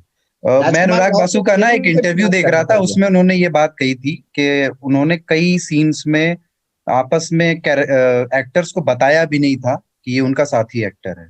वो तो कई जगहों पे अभिषेक बच्चन जानते नहीं थे कि वो जो दोनों किरदार हैं, जो एक लड़के का रोल है और जो नर्स का रोल है, कि ये दोनों लोग फिल्म की शूटिंग करने आए हैं, शूटिंग देखने आए हैं, या ये एक्टर हैं। तो जब वो आया, जब वो सीन शूट्स हुए, जब कहानियां इंटरलिंक हुई, तो वो और ज्यादा नेचुरल लगा। राजकुमार राव के प्रेम पे भी बात करना चाहिए। वो कितनी मासूमियत से कहता है, यार तुम्हें तो पता है कि मैं मना नहीं कर पाता तुम्हें। हमको मालूम है ये कि मुड़कर हमको देखेगी नहीं, पर हम करेंगे इसके लिए। और किसी आदमी का आलू हो जाना, जो आलू का कैरेक्टर उन्होंने निभाया, वो सचमुच वैसे हो गए थे। ये बहुत वो कैरेक्टर बहुत गाली सुन के भी सब्जी में बने रहना जो है, ये आलू ही कर भी सकता है। चलिए, ये बहुत महत्वपूर्ण बात है, और ये वही कहानी है जो रामाधीर सिंह गैंग्स ऑफ वासेपुर में अपने बेटे को समझा रहे थे कि तुम सिनेमा देखते हो, तुम्हारा ये मामला जो है ढीला है, ये जनरेशन सिनेमा में बर्बाद है। उस किंवदंती को, उस डायलॉग को राजकुमार राव ने इसमें निभा दिया है कि हम कितने भी बड़े फन्ने खां, क्रिमिनल अपराधी कुछ भी रहे हो, अपने गली के गुंडे या जो भी, लेकिन प्रेम जो है और सिनेमा जो है आदमी को ऐसा ही बना देता है। प्यार आपको आलू बना देता है। ठीक है, वो जो रामाधीर का डायलॉग है ना, उसमें वो वर्ड एडिट करके आलू भी डाल सकते हैं। हाँ। तो ठीक है, तो अब चूंकि मतलब बातचीत और लंबी हमें ज्यादा खींचनी नहीं है, शादियों पे बात करनी है 10 मिनट और, तो एक छोटा सा ब्रेक लेंगे, लेकिन पहले बिजार स्टोरी। शादियों पे बात करने से पहले केवल 2 मिनट की एक चीज मैं और कह दूं, क्योंकि जब एक सिनेमा की बहुत तारीफ हो रही है तो एक सीरीज को बहुत गालियां भी पड़ रही हैं, राजनीतिक कारणों से भी और कुछ लोग कह रहे हैं कि जो उसकी प्रशंसा कर सकते थे वो लोग कह रहे हैं कि इसमें कुछ है नहीं कि इसकी तारीफ की जाए। तो अगर लोग, हाँ, अ सुटेबल बॉय, ये सेठ साहब के उपन्यास पर आधारित और मीरा नायर का बनाया हुआ, लेकिन उसके बारे में मुझे केवल 1 मिनट का समय चाहिए और मैं उसके बारे में कुछ बताना चाहता हूं कि मीरा नायर का जो सेंस ऑफ सिनेमा है, जो क्राफ्ट है, वो उतना ही अलग है जितना कि सूजा की या रजा की पेंटिंग्स है। उनका एक अपना स्टाइल है, सबका अपना एक स्टाइल होता है, लेकिन मीरा का स्टाइल एकदम अलग तरीके से दिखता है और उनके फ्रेम्स की जो एब्स्ट्रैक्ट वैल्यू है वो जनरलाइज्ड परसेप्शन जो भारतीय सिनेमा के बारे में है उससे थोड़ा सा मुख्तलिफ है। हो सकता है कि इसकी वजह यह है कि उनकी सोचने और देखने की दृष्टि बहुत ही पश्चिमी है, तो उस तरह का एक प्रभाव हो। लेकिन जिस तरह की रिसर्च जो लोग कह रहे हैं कि द सुटेबल बॉय बहुत देखने योग्य नहीं है, उनसे मेरा 2 अनुरोध है कि अगर आपको कालीन भैया के बाप का डिस्कवरी चैनल सुनना है तो इसे हिंदी में देखें, अन्यथा ये सीरीज अंग्रेजी में है, इसे अंग्रेजी में ही देखें। दूसरी बात मुझे इसके बारे में ये कहनी है, कॉस्ट्यूम से लेके फूड बिहेवियर, पर्दे, आर्किटेक्चर, इन सब को लेके जिस तरह का रिसर्च और जिस तरह के सेट्स, जिस तरह की तैयारी इस सिनेमा में किया गया है, वो सराहनीय है, वो सुंदर है। उसको देखिए, लोग इतनी मेहनत कम करते हैं। हमारे यहाँ डायरेक्टर्स इसके ऊपर बहुत श्रम नहीं करते हैं, वो एक पंजाबी या गुजराती स्टाइल उठाते हैं और उसमें सबको लहंगा चोली, कुर्ता पजामा, सलवार सूट कोट पहना देते हैं। तो मीरा नायर के सेट्स को, मीरा नायर के काम को, उनकी रिसर्च, उनके होमवर्क, उनके कॉस्ट्यूम, उनके सेट्स, इन सब चीजों के लिए भी देखना चाहिए और उस लिहाज से ये एक इंटरेस्टिंग चीज है। ठीक उसी तरह से थोड़ी सी हमको ऑफ साइड लगती है, मतलब करी पत्ता पास्ता टाइप लगती है, जैसा कि हमको ये क्या नाम था इस सीरीज का, कुलदीप, हिना या क्या नाम था उसका, जिसमें ताजमहल काला कर दिया था इन्होंने, कुरैशी थी, हुमा कुरैशी थी, लैला उसके नाम को लेके जो भी लीला, हाँ, तो वही वाली चीज है। और उसी तरह की चीजें हमको उनकी बाकी फिल्मों में भी देखने को मिलती रही, जो भी उनकी फिल्में आई। तो उस लिहाज से वो एक सीरीज जो इस वक्त चारों तरफ चौतरफा जूते खा रही है, उसकी गवाही बचाव में बाबा उतर आए हैं। हाँ, उसके बचाव में कि सब कुछ बुरा होते हुए भी सब कुछ बुरा नहीं होता। मेकअप भी बहुत अच्छा है, जो कैरेक्टर्स हैं उनके मेकअप, चरित्रों का चयन बहुत अच्छा है। और एक चीज मैंने उसमें और नोटिस किया कि वो शूटिंग स्टाइल जो है ना कैमरे का, वो भी पुरानी फिल्मों की तरह है कि कैमरा जो है वो कैरेक्टर को फॉलो नहीं करता है, कैमरा स्टिल है, कैरेक्टर आके निकल जाता है उसमें। वो मेरा नायर का वो स्टाइल भी है और मैं उसको बहुत अच्छा स्टाइल मानता हूँ। मेरे ख्याल से बाइसिकल थीफ में भी उसी तरह से है, जहाँ पे कैमरा मूव नहीं कर रहा है, फ्रेम में लोग मूव कर रहे हैं। और सिनेमा में सबसे बड़ी चुनौती यही होती है कि आप कैमरा लेके ना भागें, लोग चलें और आप उसको बैठ के देखें। ठीक वैसे ही कैमरा सिनेमा को देखे जैसे कि दर्शक हॉल में बैठ करके सिनेमा को देखता है। ठीक है, मैंने सुटेबल बॉय देखी नहीं है तो मेरी तरफ से कोई कमेंट नहीं है। एक छोटा सा ब्रेक ले रहे हैं, उसके बाद फिर कोरोना काल की शादियों पर बात और उससे निकले चुटकुलों पर बात।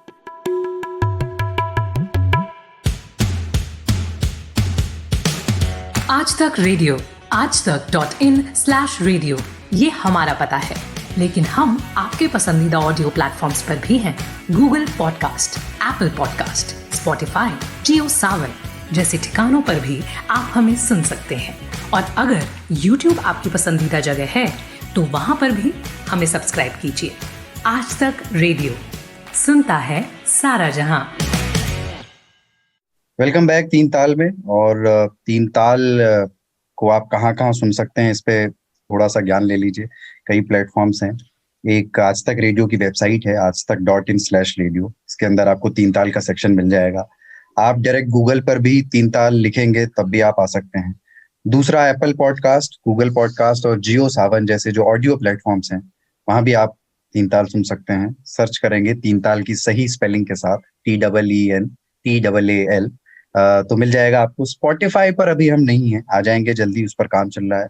तीन ताल के अलावा भी आज तक रेडियो पर आप अगर अब तक नहीं आए हैं, थोड़ा चक्कर लगाइए, वहां भी करीब 16 शो हैं। 16 पॉडकास्ट हैं जिन्हें आप कभी भी सुन सकते हैं। जैसे नेटफ्लिक्स पर आप कोई भी फिल्म कभी भी देख सकते हैं जब आपके पास समय हो, ऐसे ही हमारे शोज आप कभी भी सुन सकते हैं, वो ऑलरेडी वहां पर हैं। न्यूज एनालिसिस में दिन भर और आज का दिन है, हेल्थ के लिए हेलो डॉक्टर है, माइक्रो फाइनेंस के लिए मनी मैनेजर है, आपके रुपए पैसे की बात उसमें होती है। म्यूजिक के 2 शोज हैं, गजल साज और 2 तारा। तो अगर आप अभी तक नहीं पधारे हमारे यहाँ तो आइए, नजर मारिए हमारी गैलरी पर और हमें बताइए कि क्या आपको ठीक लगा, क्या ठीक नहीं लगा। और ये आप बता सकते हैं हमें ईमेल करके। हमारा ईमेल आईडी है radio@aajtak.com। हाँ, और नहीं सुनेंगे तो इसमें तेरा घाटा है, मेरा कुछ नहीं जाता। तो 3 ताल में वापस आते हैं। 3 ताल का ये आखिरी हिस्सा, और इसको शुरू करने से पहले बड़ी ही मानी खेज पंक्तियां हैं, और वो बचपन जो मतलब हमारे लिए ये बचपन की याद दिलाने वाली हैं, अल्ताफ राजा की आवाज में कि तुम गैर हो रही थी, अक्टूबर आ गया था, दुनिया बदल चुकी थी, मौसम बदल चुका था, और जब आ गया नवंबर ऐसी भी रात आई, मुझसे तुम्हें चुराने सजकर बारात आई। तो नवंबर भी अब बीत गया है और बारातों का मौसम आ गया है। और दिसंबर शायद बेखौफ था ना इस गीत में। हाँ, तो थोड़ा बेखौफ भी अब लोग हैं। कोरोना को लेकर के सावधानियां भी थोड़ी कम हुई हैं, कोरोना भी टिका हुआ है, डेली नंबर ऑफ इन्फेक्शंस फिर से बढ़ रहे हैं। शादियों में अब डीजे पर मेहमानों के साथ कोरोना भी नाचेगा, ऐसी आशंकाएं हैं। बिल्कुल। तो तुमने जो कहा इसका निस्तारण भी यही है कि लेकिन अब ये क्या बताएं, अब हाल दूसरा है, वो साल दूसरा था, ये साल दूसरा है। कोई नहीं, रजा ने जब ये गाया था वो साल दूसरा था, अभी जो साल है वो साल तो क्या 2020 और 21 दोनों एक जैसे होने वाले हैं। 20 और 21 में कोई डिफरेंस नहीं आने वाला है। हिंदी में साल जब वर्ब हो जाता है ना तो बहुत सालता है, उस तरह का साल है ये। पटना में हम रहते थे, बुद्धा कॉलोनी में, और अशोक राजपथ से बारातें गुजरती थी तो एक गाना वहां बजता था जरूर। एक तो आज मेरे यार की शादी है बहुत कॉमन है, जिम्मी जिम्मी जिम्मी आजा आजा आजा। ये गाना अगर किसी शादी में बज जाए तो समझिए कि बस बारात के बिना भी बारात है आसपास। अच्छा, बारात में जो देशभक्ति के गाने क्यों बजते हैं? हमेशा एक देशभक्ति का गाना बजता है, वो मेरे देश के जा रहा होता है, उसकी हौसला अफजाई है। ये तिरंगा लेके चलने की परंपरा कोई नई थोड़ी है कि कांव लेके जा रहे हैं तो तिरंगा उठा लो। रात में इंडियन टीम जो है वर्ल्ड कप जीत गई है तो बियर की बोतल लो, तिरंगा हाथ पे ले लो। ये बहुत पहले से है कि रोड पे शराब पी करके कानून तोड़ते हुए जिसपे कि बाएं चलना पड़ता है, उस रोड पे किसी भी दिशा से आप बैंड बाजा लेके जा रहे हैं और आपने भरपेट पी रखी है ना, तो क्या करें, तो कैसे बचे? तो वो अपना हौसला अफजाई कीजिए। जैसे अंधेरे बंगले में या पुराने खंडहर में हनुमान चालीसा हिम्मत देती है, उसी तरह से ये देश है वीर जवानों का, ये सारे गीत जो है वो एनर्जी भरने के लिए ना, वो एनर्जी जो देश। लेकिन शादियों के इस दृष्टांत पे तो हम लोग फिर आएंगे, क्योंकि द ग्रेट इंडियन वेडिंग जो है ना वो एक अलग ही मसला है। हाँ, वो अलग ही मसला है। और कभी उसके ऊपर जब सालक ठीक ठाक रहेगी और कोरोना भी हल्का रहेगा या खत्म हो चुका होगा, तब उसके ऊपर आद्योपांत करेंगे। आज तो भाई साहब बात उन वाले फूफा जी की है जो बिना बुलाए आ गए हैं और जिनके चक्कर में 200 घट के 50 हो गए हैं या कहीं पे 100 हो गए हैं।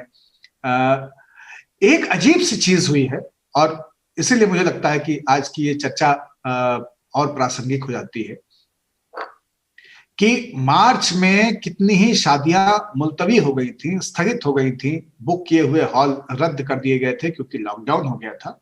और उसके बाद में लोग भयंकर तरीके से हदस गए थे, घबरा गए थे कि क्या होगा। लेकिन फिर अब जैसा पिछले एपिसोड में मैं बता रहा था, जिन्होंने नहीं सुना है वो उस एपिसोड के शेयर किए हुए लिंक के नीचे एक दूसरा लिंक भी देख सकते हैं, कवारा नहीं मरना, वो गीत का। तो वही वाली स्थिति है। मुझे लगता है कि बहुत सारी शादियां हो रही हैं और बहुत सारे लोगों को कोरोना हो रहा है, लेकिन बहुत सारी शादियां भी हो रही हैं। और ये उम्मीद, आशंका और संभावना शब्द के अगर किसी को मायने और प्रयोग समझने हैं तो यहां से समझें कि जीवन की संभावना लोग तलाश रहे हैं कोरोना की आशंकाओं के दौरान। तो ये बहुत बढ़िया प्रयोग की स्थिति है। बिंब बहुत सारे हैं। बिंब ऐसे हैं कि नाक पे कंटोप लगा करके लोग साड़ियां, लहंगे सब कुछ खरीद रहे हैं। तमाकू बना करके हलवाई जो है और ढिप्पी उठा करके फांक ले रहा है। लोग एक दूसरे से चुटकी ले रहे हैं कि मास्क लगाए लगाए ना थूक देना। कुछ लोग शादी में कोरोना के एक्सपर्ट बन चुके हैं, जिनके आसपास लोग सोशल डिस्टेंसिंग की धज्जियां उड़ा करके उनसे कोरोना पे अद्यतन ज्ञान ले रहे हैं कि भाई साहब ये वैक्सीन जो है अपने यहाँ तो सितंबर से पहले नहीं आएगी। और कोई कह रहा है कि नहीं, ये पक्का प्रमाणित है कि चीन में ही बना है। और कोई कह रहा है कि अमेरिका के पास दवा बन गई है लेकिन वो दे नहीं रहा है क्योंकि ट्रंप ने उसको रोक रखा है और नया वाला जो है वो आके रिलीज कर देगा। तो ऐसी ऐसी कहानियां हैं अभी उन एक्सपर्ट्स के पास जो सोशल डिस्टेंसिंग खत्म करके लोगों को इसके बारे में ज्ञान दे रहे हैं। सबसे अच्छे वो लोग हैं जो ये समझते हैं कि वैक्सीन का बन जाना ही कोरोना का खात्मा हो जाता है, वैक्सीन लगने की आवश्यकता नहीं है। तो वो इस बात से बस खुश है। आज मुझे एक सज्जन मिले, उन्होंने कहा कि आपका टेस्ट कैसा आया? मैंने कहा नेगेटिव आया था। हाँ, तो जब इतने दिन निकाल लिए हैं तो 1-2 महीना निकाल ही लीजिए, क्योंकि वैक्सीन तो मार्च में आ ही रहा है। तो आ जाना ही काफी है। तो ये है। एक व्यक्ति ने मुझे कल रात में फोन किया, काफी देर से मध्य रात्रि में, और वो अपने विवाह का न्योता दे रहे थे। उन्होंने विवाह के न्योते के साथ में एक सवाल मुझसे पूछा, क्योंकि उनको लगा कि ये मीडिया में काम करते हैं तो कुछ जानकारी इनके पास ज्यादा होगी। हालांकि ऐसा प्राय लज्जित करने के लिए किया जा रहा होता है, क्योंकि वो आपको ही ज्यादा बताने लगते हैं। लेकिन उन्होंने मुझसे सवाल पूछा कि काहो गुरु ई जौन वैक्सीनिया आवत है, ई बतावा कि जिनके कोरोना ना भल है वह बची है कि जिनके हो गए उन्होंने लगाए से बच जाइए। अब ये सवाल बड़ा दीगर है कि भाई वैक्सीनेशन जो है, मतलब पोलियो की ड्रॉप पोलियो ग्रस्त को पिलाने से भी फायदा होगा कि केवल जिनको नहीं हुआ है उनको बचाने के लिए? तो इस तरह की भी सवाल हैं। सबसे ज्यादा बेचैनी और परेशानी की स्थिति जो है वो महिलाओं के साथ है, और मैं उनसे पूरी सहानुभूति रखता हूं। मेरी इन बातों को स्त्री विरोधी न माना जाए, लेकिन फॉल की मिलान से लेकर के और लहंगे से मैचिंग ज्वेलरी तक, लाजपत नगर से लेकर के और करोल बाग या अरुण की दुकान पुरानी दिल्ली में है, दिल्ली 6 में काफी मशहूर, इन सब जगहों पे लोग जा नहीं पा रहे हैं। जा पा रहे हैं तो मैच नहीं करा पा रहे हैं, मैच करा पा रहे हैं तो उनको घर में बहुत सारी बातें सुननी पड़ रही हैं, तमाम तरह के रिस्ट्रिक्शन है। और कई सारी महिलाएं या कई सारे बच्चे या कई सारे फूफे जीजे टाइप के जो चरित्र हैं वो इस बात से भी उद्वेलित है कि बुलाया नहीं, को बुलाया नहीं है या बुलाया था और उसके बाद मना कैंसिल कर दिया। हाँ, और या मना नहीं किया है और बुलाया भी नहीं, लेकिन साधन कुछ नहीं है। जो शादी हम 500 रुपया में निपटा के चले आते आने जाने के खर्च पे, उसके लिए कम से कम 6-7 हजार रुपये खर्चा करना पड़ेगा, और इसलिए चाह कर भी दिल महसूस के वो रह जा रहे हैं और नहीं जा पा रहे हैं। अच्छा, तो ये असर पड़ा है। चीज और हुई है कि सरकार ने नियम बदल दिया बीच में। पहले 200 लोगों के आने का था, अब मान लीजिए किसी ने कार्ड छपवा के 200 लोगों को दे दिया होगा, अब सरकार कह रही है तुम 100 ही बुलाओ। किसको मना करे आदमी? तो ये संकट है। तीसरा संकट जो है वो फूल वालों पे है, क्योंकि डेकोरेशन का काम हो गया है, और उसके साथ साथ सबसे ज्यादा परेशान है हलवाई, क्योंकि हलवाइयों को लगता था कि 100-200 लोगों का खाना तो रोज बनाते हैं अपने होटल पे। शादी में उनको 500-500, 1000 लोगों का खाना बनाना पड़ता है। अब कोई कह रहा है कि ये 16 तरह के व्यंजन 50 लोगों के लिए बनाने हैं। भाई साहब, उन्होंने ये मेजरमेंट किया ही नहीं है कि 50 लोगों के लिए ये 36 व्यंजन कैसे बनाए, कितने ग्राम प्रति व्यक्ति के हिसाब से बनाए। तो ये बड़े असमंजस के समय हैं। बड़ी बारीक ऑब्जर्वेशन है ये, मतलब। हाँ, क्योंकि हलवाइयों से अपना भी हमेशा से नाता रहा है। हर शादी में मैं कौची कढ़ाई के पास ही रहता हूँ, और पिछले लगभग 40 के होने वाले हैं धीरे धीरे हम, लेकिन उसमें 30 साल की चेतना यही है कि हर शादी में तंदूर के पास खड़े होकर के ही रोटी खाई। बड़े बड़े पर आपको उनकी भी सोचनी चाहिए, आपको उनकी भी सोचनी चाहिए। 2 तरह की चीजें हैं। एक तो वो है कि जो बुरा नहीं मानते हैं उनको फोन करके ये बोल देंगे, मतलब जो मौसा फूफा के साथ नहीं किया जा सकता, कि भाई आपको देखो कार्ड तो मिल गया है, पर देखिए अब संख्या घट गई है, तो आज का आपका आशीर्वाद ही चाहिए, इतना ही काफी होगा। एक वो भी है। दूसरे ये वो है जिनको कार्ड मिल गया है, वो चाहते थे कि आशीर्वाद ही देते तो काफी है। उनकी भी एक मुसीबत है। उनको लग रहा है कि यार अब तो कार्ड दे दिया, अब तो जाना भी पड़ेगा, क्योंकि कार्ड जो है सिर्फ 50 लोगों को दिया गया है। मैं उस 50 में से एक हूँ, मैं नहीं जाऊं तो मतलब किसका कार्ड के पता नहीं मेरा नंबर आया होगा, और भीड़ में खो भी नहीं सकते हैं। हाँ, उन पर एक बहुत बड़ी जिम्मेदारी आ गई कंधों पर। जिम्मेदारी आ गई है कि जाना पड़ेगा, और वो जाना नहीं चाहते थे, क्योंकि वो इसलिए नहीं जाना चाहते थे, वो उनको जाना नहीं था, वो जाना इसलिए नहीं चाहते क्योंकि डर बहुत है। और आदमी को अपने विवेक का भी इस्तेमाल करना चाहिए आने जाने में। हाँ, ये विवेक का इस्तेमाल की बात जो है वो हर चीज पे लागू होती है, केवल शादी का ही मामला नहीं है। लेकिन ये हम लोग लागू करते नहीं है।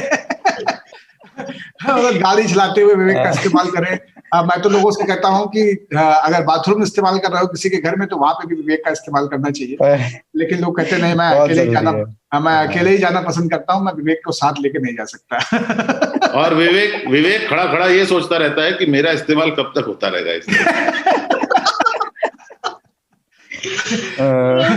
शादियां जो है ना वो पर्व हैं, वो उत्सव हैं, और जब सामान्य जीवन में, दैनिक जीवन में चीजें बिगड़ती रहती हैं तो हम उसको ये मान लेते हैं कि ये रोज का खटकरम है, इसमें ठीक है एक दिन खिचड़ी भी खानी चाहिए। शनिचर को अधिकतर घरों में उत्तर प्रदेश में खिचड़ी बनती है काली दाल की, उसको दही पापड़ और चटनी के साथ बरता जाता है। लेकिन शादियों में भी अगर वही स्थिति हो जाए कि आप बैंड बाजा बुक नहीं कर सकते हैं, डीजे नहीं बुला सकते हैं, आप भीड़ इकट्ठा नहीं कर सकते हैं, आप मर्जी के कपड़े नहीं सिलवा सकते हैं, तो आपको अजीब किस्म की बेचैनियां होने लगती हैं, एंग्जाइटीज।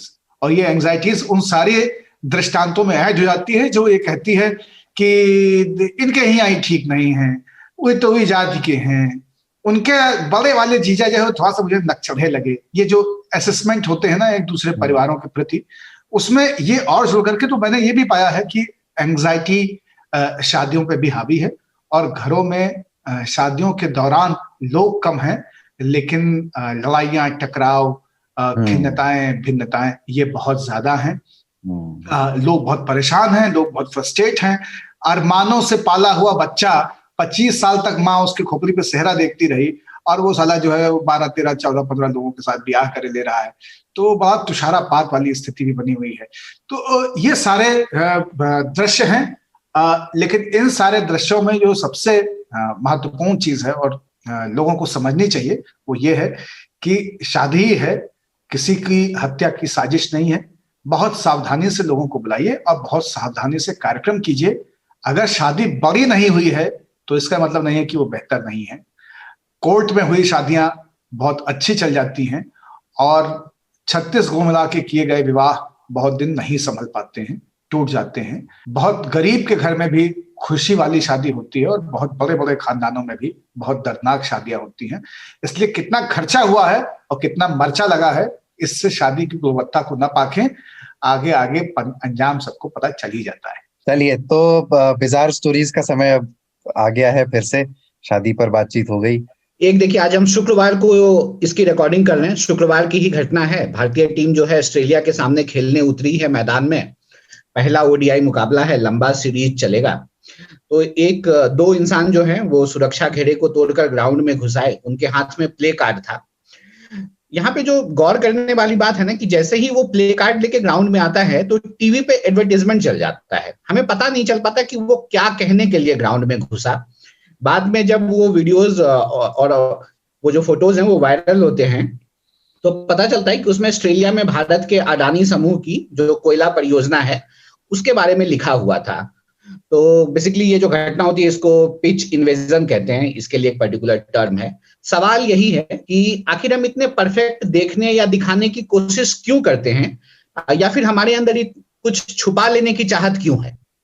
एक तो इसमें मुझे एक किस्सा इसी से याद आता है। मतलब मुझे मालूम नहीं कि पाणिदा का और ताऊ का इस पर क्या रुख है कि क्रिकेट के मैदान को राजनीति से दूर रखने की कोशिश अरसे से आयोजकों की ओर से होती रही है। एक बार मतलब, और मुझे लगता है कि वो अपने लिहाज से आयोजकों की ओर से एक जेन्युइन कोशिश भी। एक हर्षा भोगले कमेंट्री कर रहे थे और एक झंडा दिखाई दिया और उस झंडे का जिक्र करते करते वो रुक गए। किसी ने कहा कि और ये किस तरह का फ्लैग है, दूसरे एक साथी अंग्रेजी कमेंटेटर ने कहा, और वो एकदम खामोश हो गए उस पर। उस बात को उन्होंने जाने दिया और बाद में उनकी तारीफ हुई क्योंकि वो खालिस्तान का झंडा था और उन्होंने जानबूझकर अपने साथी कमेंटेटर को बताया नहीं, वरना उन्होंने बाद में ये बात कही इंटरव्यू में कि वरना उनके साथी कमेंटेटर खालिस्तान के बारे में और पूछते और उस समय भारत में खालिस्तान का मुद्दा गर्म था। अगर ये बात वो कह देते तो ये बात रेडियो पर चल जाती। तो हर्षा भोगले ने एक तरह से बातें बनाने में वो माहिर हैं, तो उन्होंने एक तरह से उस बात को भी एक बात बनाकर उसको दबा दिया और एक विवाद होने से बचा लिया। बड़ी तारीफ भी उनकी इस बात के लिए हुई, उनके इस स्किल की तारीफ हुई। मुझे मालूम नहीं कि मतलब इसमें सही प्रैक्टिस क्या है, इसमें सही गलत तो खैर क्या है, पर इस लोगों का ओपिनियन इसमें इसको किस तरीके से देखना चाहिए। क्योंकि बहुत सारे आई बॉल्स होते हैं, क्रिकेट को बहुत सारे लोग देखते हैं, तो इसलिए बहुत सारे लोग अपने प्रोटेस्ट को दर्ज कराने का एक बड़ा माध्यम समझते हैं। और अडानी समूह की परियोजनाओं को लेकर के ऑस्ट्रेलिया में एक अरसे से, अब तो कुछ साल हो गए, प्रोटेस्ट हो रहे हैं। तो ऐसे में एक व्यक्ति ने शायद ये जरिया चुना होगा। ऐसे कोई बुराई नहीं है। मुझे लगता है कि जहां पे भीड़ इकट्ठा हुई है उसका इस्तेमाल करना चाहिए। स्टेडियम में बैठी हुई भीड़ को पेप्सी बेच रहा है, स्टेडियम में बैठी हुई भीड़ को विल्स लाइफस्टाइल बेच रहा है, स्टेडियम में बैठी हुई भीड़ को कई तरह के और ब्रांड मल्टीनेशनल बेच रहे हैं। वो अपनी बात कहने के लिए उसका इस्तेमाल कर रहे हैं। स्टेडियम का मैच दिखाया ही इसलिए जा रहा है भाई साहब, ताकि विज्ञापन दिखाए जा सके, और वो विनिमय की व्यवस्था है पूरी की पूरी, आर्थिक विनिमयन की। तो अगर इसमें व्यक्ति भी जाकर के लोग अपनी बात कह रहे हैं पॉलिटिकल, तो उसमें कोई बुराई नहीं है। आसमान में बीच में कुछ फ्री कश्मीर लिख दिया गया था या कुछ लिख दिया गया था, हम लोग को याद है पिछले मैच में। और केवल क्रिकेट में नहीं होता है, दुनिया के तमाम खेलों में ये होता रहा है। लोग तरह तरह से चीजें पहन के और तैयार होके जाते रहे हैं, उसको प्रोटेस्ट के लिए इस्तेमाल करते रहे हैं। स्टेडियम के बाहर लोग इस्कॉन वाले ढोलक बजाते हुए नजर आए हैं, श्रीमद् भगवत गीता बेचते हुए नजर आए हैं, इंश्योरेंस के कागज बेचते हुए नजर आए हैं। तो कई तरह की चीजें बिकती रहती हैं। तो अगर व्यक्ति वहां पे कोई अपनी बात अभिव्यक्त करना चाह रहा है तो कोई चिंता की बात नहीं है।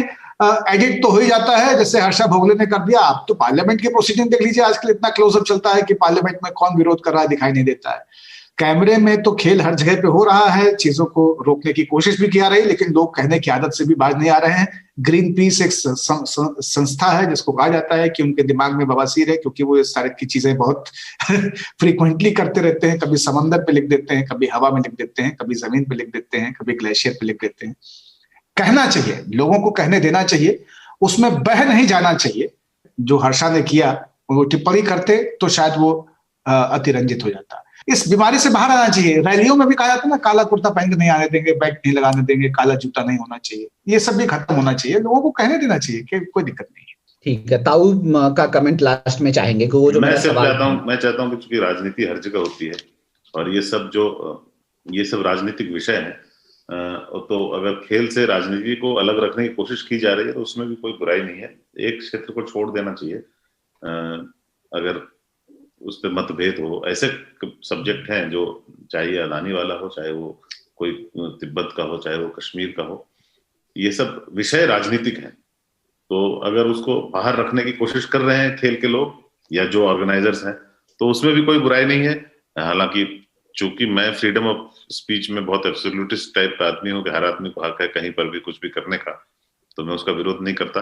पर मैं समझ सकता हूँ कि उससे असहजता क्यों होती है कुछ लोगों को, चूंकि जहां राजनीति है वहां थोड़ा सा विवाद हो जाता है तो खेल से शायद लोगों का ध्यान हट जाए और खेल को वो चाहते हैं कि वो राजनीति से दूर रहे। पर हर चीज में पॉलिटिक्स तो होती है, खेल की अपनी पॉलिटिक्स होती है। बिल्कुल, और यही मैं कहूंगा कि जो ताऊ कह रहे हैं, या तो वो 100% सुनिश्चित हो, और वो हो नहीं सकता है। क्योंकि आप राजीव शुक्ला का क्या करेंगे, या आप किसी सिंघवी का क्या करेंगे, या आप किसी ये नए बच्चे का क्या करेंगे जो कि बीसीसीआई में अब गया है, या उनका क्या करेंगे जो बहुत बड़े वकील भी थे और जिन्होंने कभी क्रिकेट नहीं खेला, उस तरह के लोग बीसीसीआई में रहे हैं। शरद पवार को देखिए आप, है ना। ये सारे के सारे लोगों की एक पूरी लंबी फहरिस्त है जिनका की क्रिकेट से कोई वास्ता नहीं रहे, जो अपने स्कूल में भी शायद क्रिकेट नहीं खेले होंगे।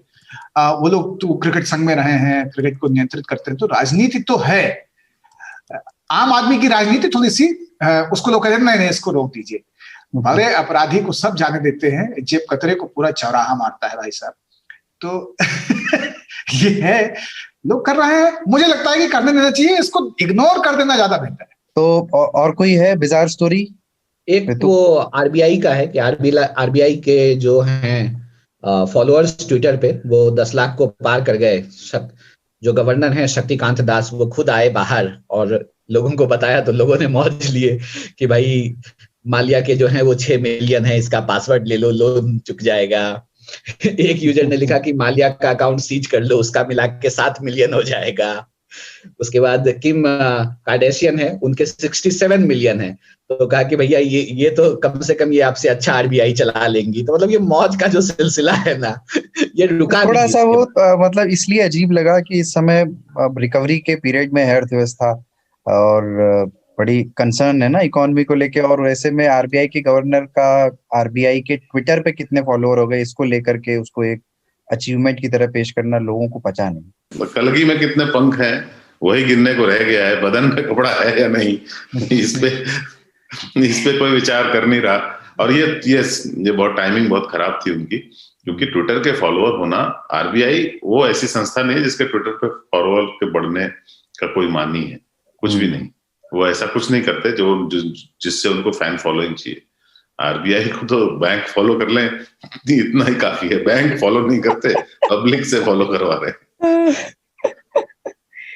एक बात है, नहीं एकदम जो ताऊ कह रहे हैं वही बात मेरी भी है कि उनको चिंतित होना चाहिए कि क्या लोगों का अविश्वास बढ़ गया है कि लोगों ने नजर रखनी शुरू कर दी है, उनको फॉलो करना शुरू कर दिया है।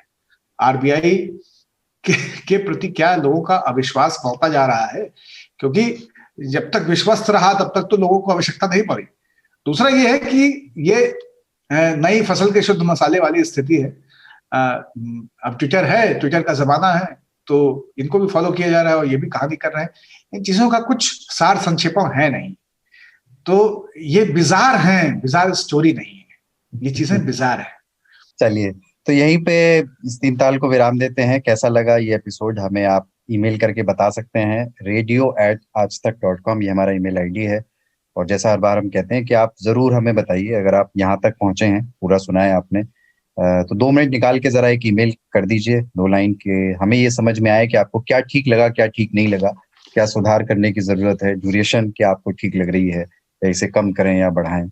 जो भी आपके फीडबैक हो उन्हें प्लीज हमें लिख करके भेजिए। और लूडो पर, किसान आंदोलन पर, कोरोना काल की शादियों पर अगर आपके कुछ विचार हों जो हमसे अलग हों, वो भी लिख कर भेज सकते हैं। आप इसमें शामिल हो सकते हैं, पार्टिसिपेट कर सकते हैं। जो मुद्दे हम चुनते हैं, जिन पर हम अपनी बवाल करने की कोशिश करते हैं, धमाल करने की कोशिश करते हैं, उसमें आप आइए तो और भी 4 चांद लग सकते हैं इसमें। हम चारों के लिए वो खुशी की बात होगी। बिल्कुल, तो अपने जोक्स भी जो भी जोक्स भी रह गए हों, कुछ चुटकुले इन तीनों से जुड़े, वो भी हमें लिख के आप भेजिए। तो 3 ताल, नया हफ्ता नया बवाल में आज इतना ही। अगले हफ्ते फिर मिलते हैं। नमस्ते। जय हो।